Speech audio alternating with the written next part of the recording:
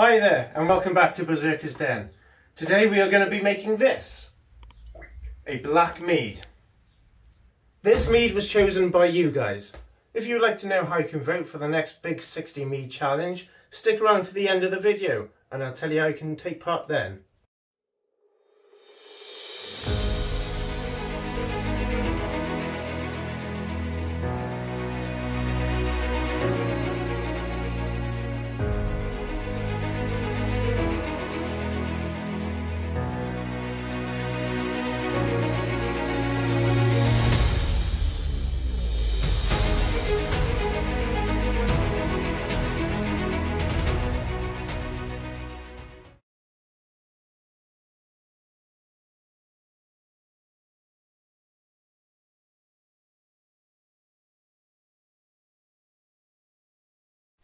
In this recipe we are using 2 grams of Red Star Montrachet yeast, GoFerm, Fermento, blackberry honey and blackcurrants.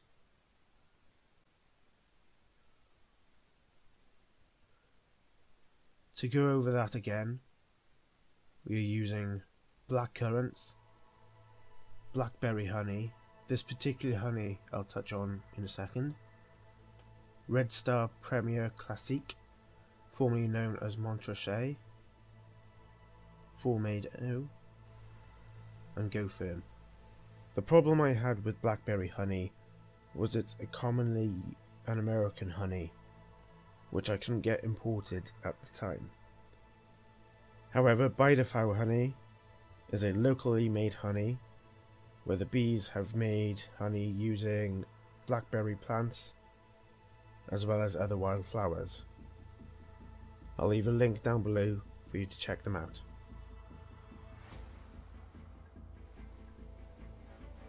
Now to start, you want to bring 2 quarts or 1.9 litres of water to a low boil. Turn off the heat and blend in your 3.48 pounds or your 1.57 kilograms of honey. The honey pot that I have here is 1.6 kilograms, which I'm using to make up the loss that will be stuck to the inside of the pot.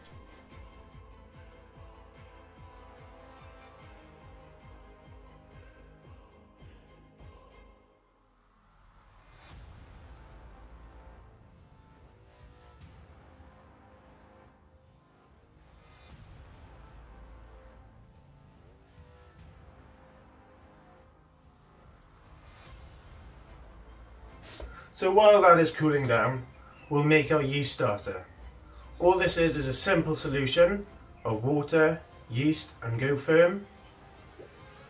This just rehydrates the yeast and gives it a good start before you pitch it into your must.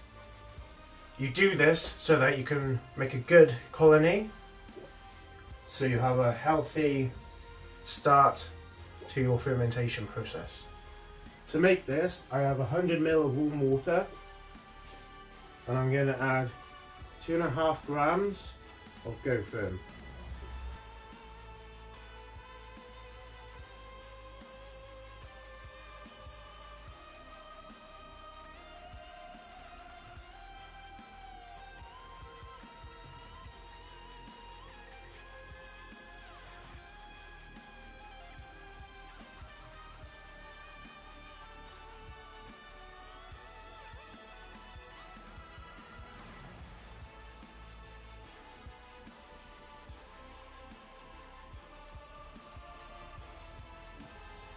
Just dump that in there.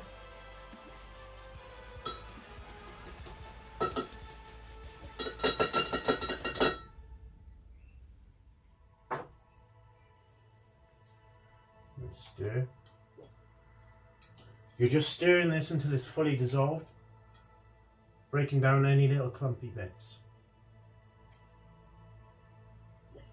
Next, you want to measure out 2 grams of yeast.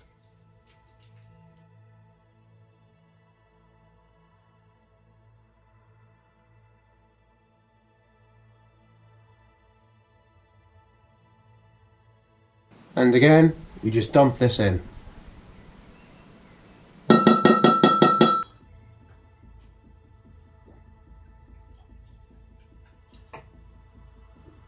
Once you're happy, just set it aside. The fermenter that I'm going to be using today is a 10-litre Fermenter. I've used this before in my kiwi recipe, and the benefits I find with this is it's got a wide mouth, so it'll help when we're getting all those black currants into the fermenter. Another reason why I'm using the 10-litre version is because of the space distribution when we add our black currants. Our liquid will probably filter here, and then with the weight of the black currants it will rise a bit more, and I also like to give it a bit of headroom in case it starts foaming.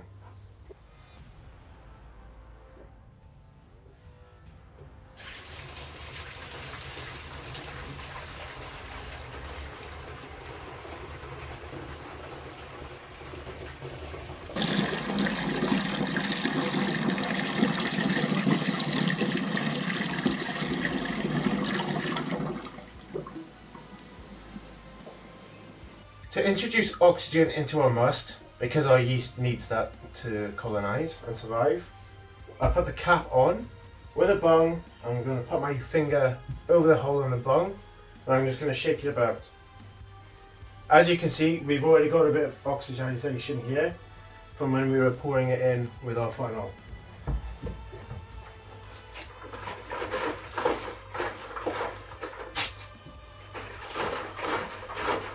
What you want to do is just add the rest of your water.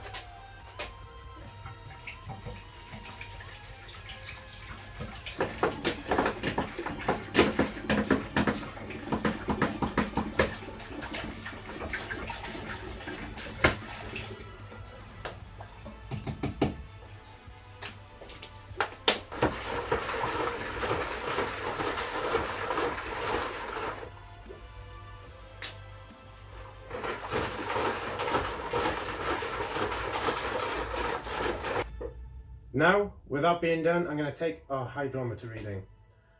This will help give us a reading so that we can measure the one that we take now and the one that we'll take in a couple of weeks to measure out our alcohol by volume.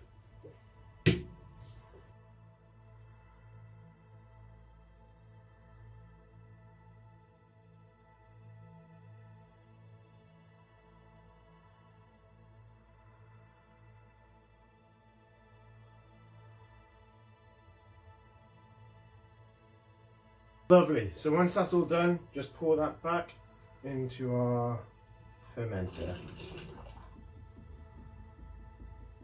At this point is when you want to add your black currants.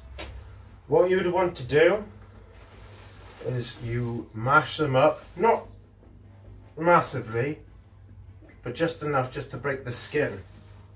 I've already done that on this batch. So I've got our black currants mashed up, ready to go.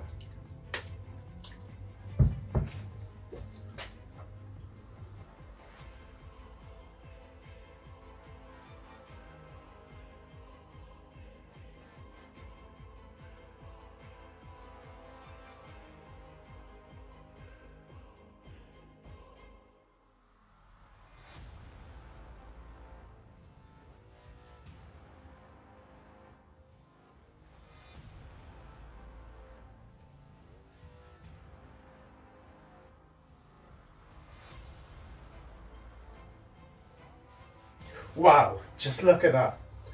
Now all what's left to do is add our yeast starter and just pour it in.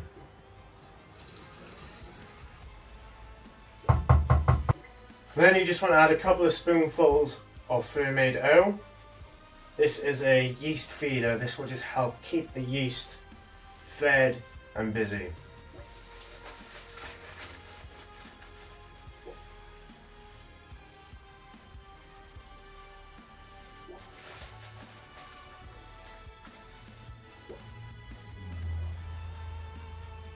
All you do then is pop your lid on,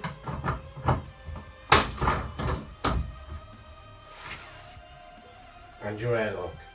It's been just a little bit over 5 days. So what we're going to do now is we're going to transfer our fluid from this container into our glass fermentation vessel. We're not going to rack it as we want to still keep the yeast colony with the liquid. We're just going to remove the skins of our blackcurrants. We're doing this as it hasn't fully fermented yet. We're wanting to keep that yeast in there so it can carry on fermenting. Just remove the skins.